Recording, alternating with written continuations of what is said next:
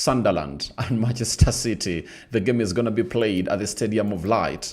And guess what? They need to obviously win. And the big test ahead of Man City is that how can they play when they're under pressure? That is the big question. How can they play when they're under pressure? I gave them a 2-1 win that is really close because Sunderland is missing out on very many players. But in football, never say never. A lot can happen. So you can as well go into the live chat and let me know what your thoughts are about this beautiful game of football that is going to be played at the Stadium of Light. Supporters of Liverpool know it very well. They know what exactly happened to them. They've gone ahead to draw with Leeds. And that takes you back to what I told you at the beginning of the season, that Liverpool will finish fourth. Because I even put Chelsea ahead of them, meaning that I almost knew that they would obviously reach a certain point and obviously bottle, and they call it bottle, yeah? And they do what we call a bottle job. That's what they've gone ahead to do. They've obviously gone down. That is the side of Liverpool. And I tell you what, they've gone ahead to lose to a side known as Leeds. It's a draw, but to me it's a loss, because if you are Liverpool and you cannot win against Leeds, then it shows you how bad you're really looking. Then let's get to the starting 11 for the side of Manchester City.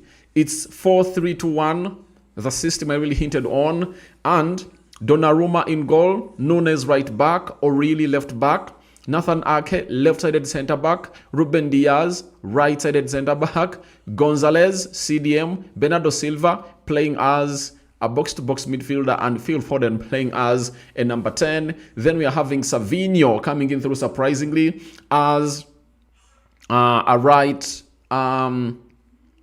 central attacking midfielder, and Ryan Cherki is playing as a left central attacking midfielder, with Erling Haaland leading the line for that side too in there for you. So that is the confirmed starting 11 for the side of City, as they obviously take on a team known as Sunderland. So that's how everything is really looking like for the club of City. And when you look at my match preview, I think I've only missed out onto Jesco Vardio, who the manager has gone ahead to rest because they're really having a game of Chelsea, and Chelsea has gone ahead to sack Chelsea, and Enzo Maresca have gone ahead to part ways, meaning that it is really now Chelsea looking up for a manager, and Man City knows to it that a new manager bounce might play a very huge role onto this game, because the side of Man City, right, are hosting the game, but Enzo Maresca is out and they're bringing a new manager and waiting to see how things will pan out. Even Savinho, I never saw him really coming in through. That is Savio to obviously come in through and really starting this game. But the manager's going to hit to obviously bring in. So I missed out on only 2 players, and only 2 changes have been made by the manager.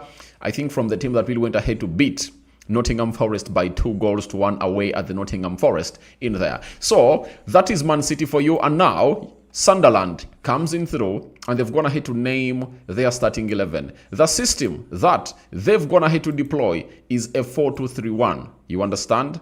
It's a 4-2-3-1. And it's Rolfs in goal, Hume right back, Sikirin left back, Micheli right-sided centre-back, Aldetere left-sided centre-back. Then Granit Xhaka, you know very well, was the captain of Arsenal. Then Getruda playing the double pivot with Granit Xhaka. Then Mayenda, right attacking midfielder. Adingra, left attacking midfielder.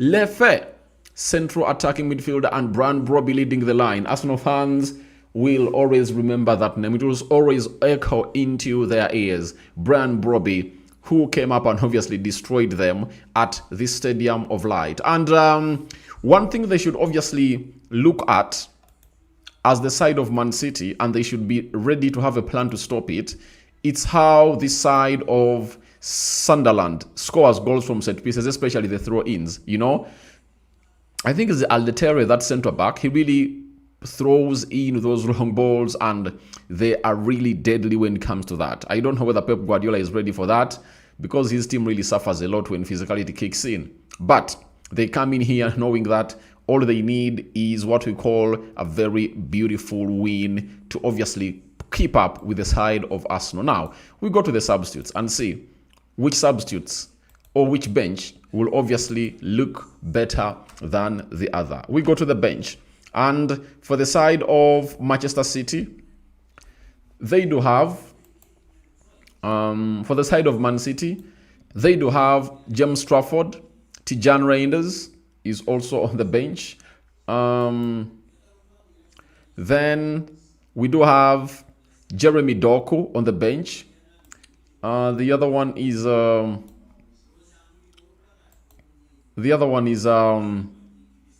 Rodri. You know, he was really one of the unused substitutes. You know, the last time they really played a game of football in there. And you can talk about Josko Vadio, obviously benched by the manager a little bit. From Josko Vadio, they do have Kusanov. I had even forgotten about it. Divine Mokasa. This one is a Ugandan, right? He shares the same ethnicity like me. I want to tell you. That is Divine Mokasa, you know, and he's really doing an amazing job that side. Then Rico Lewis and Reagan Hayski. That is the bench. Now, the side of Sunderland, they have Anthony Patterson, Dan Neil, Chris Rigg, Luke Onin, Romain Mando, Wilson Isido, Leo Hegedele, Harrison Jones, and Tomo Churov. Obviously, if you are to discuss about the bench, who has a better bench, I can authoritatively tell you that Man City obviously have a better bench. You know, this team has lost very many players to the African Cup of Nations, close to 5 or 6 players in there. And that's why the African Cup of Nations is being changed. They want to change the format to say to it that it's being played during the summer. You understand? So that is it. So as it stands, Man City is really putting up a fight, and they had obviously going to have to put in a very beautiful cross, but has been defended very well. Arsenal fans are like, can Granit Xhaka of my captain do us great and obviously stop the side of Sunderland? That's what you're really waiting for, and see whether he'll obviously pull out and live up to the expectations. But City is going to test the wrath of Sunderland. I tell you, Sunderland is a hard nut to crack. When Arsenal came here, Sunderland scored first. Arsenal leveled, I think, through Bukayo Saka. Then they took the lead around the 70th minute through a very beautiful color by Leandro Trossard. And guess what happened? In the dying minutes of the added time, Brian Brobby went ahead to bully Gabriel Magalhaes and went ahead to put that ball in the back of the net. So it's not going to be an easy game, but City has shown us that they really have solutions. And I think Sunderland is more harder than Nottingham Forest. But all in all, I tell you, it will go on as planned. So that is it for the side of City. I'm having Lawrence is predicting a 1-1, all 2-2 draw. Then Patrick Ekering is saying, Happy New Year, bro. I see Man City losing 2-1. All right. I don't know where Hero is. But she might be somewhere watching, and she's really looking to really watch this beautiful game of football. Now, your predictions have been like so's. 53%, 53% for the side of Man City. You say 53% of you are predicting a Man City win. Then Sunderland, 35% are really predicting a win for Sunderland, and 12% are really predicting a draw. And as we speak right now, Nathan Ake has come up and obviously gotten an injury. He's down.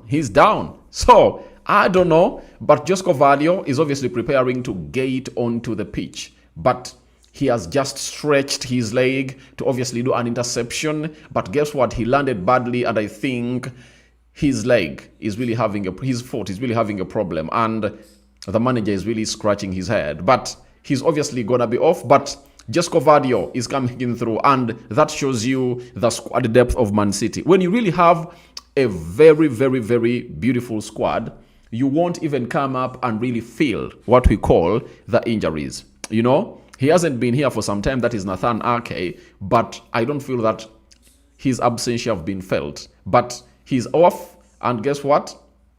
Jesco Vardio is coming on, and looks like he's not going off.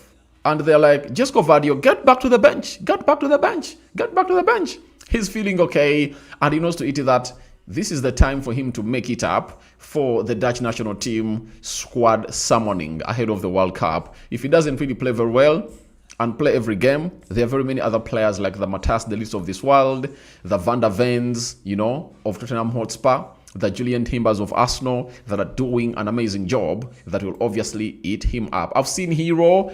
Oh, Hero, how are you? How are you? How are you? How are you? We are winning by... she hasn't told me the prediction, but she's saying City is winning. And I also predicted a 2-1 win for the side of City. Then Brian Namundu, Man City to win with 2-0. All right. Then Tuinomu Gisha says Man City 1, Sunderland 1. All right. So, guys, we are ending it here. I'm obviously going to be coming back when the game food is done and dusted, either live or I'll put up a recording to really bring you the match reaction in there. I'm out. Happy New Year.